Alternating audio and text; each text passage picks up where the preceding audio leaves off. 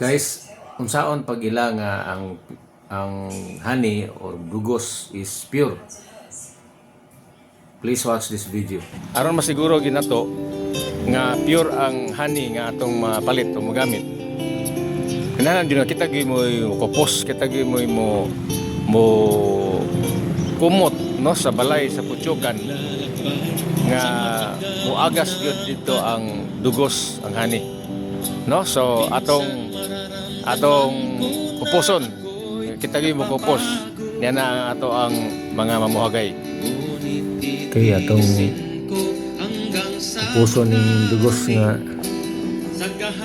nakuha, no? Nakuhag. Magwantis kita kay hinlo gyud ang dating. Muna siya ang balayan sa putyokan, no? Tulok ang dugos.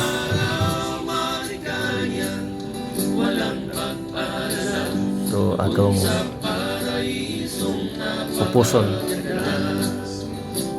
Makita niyo mong dugos o nga kuan. Kining kuan lami po ni kanon. Muna na siya og chewing gum mo ni sapon ng kinupusan. Na po ni kuan. Tulok ang dugos. So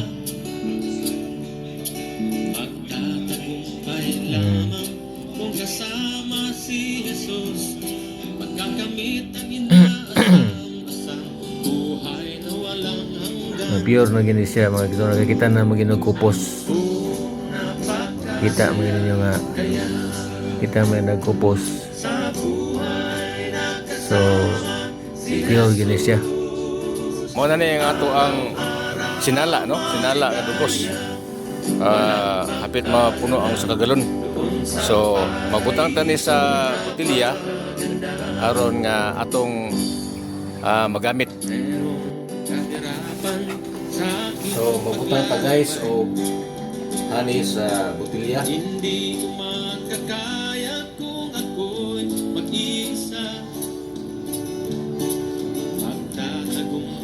So bayhan na to kung unsa ang pure nga honey.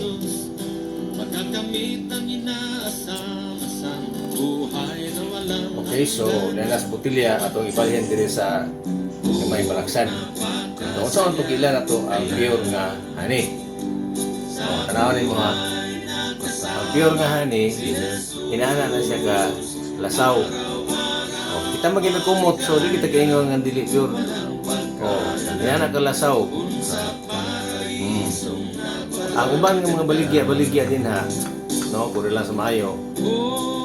Kalabanan gyud nakapalit pa karaghan pud. Giyabo ni mo ana dili lasaw, no?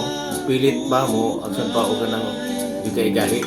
So bilhan ni mong kanang pure gyud nga honey nga kita gyud nagpupos. Giyabo ni mo na mo. Wala na siya lasaw ra gyud na siya lasaw ra gyud na siya. Muna siya ang pagila sa pure nga honey. Kapalit ganin mo diha ayon tan-awon ganin nga mura og ananaon ninyo murag dili dayon mo naon nimo murag kanang bantok, no, murag gahi. Dili na pure. No, dili na pure. Thank you guys for watching. Please subscribe, like and share. And if you want to support my ministry, please do not skip the ads. Thank you very much.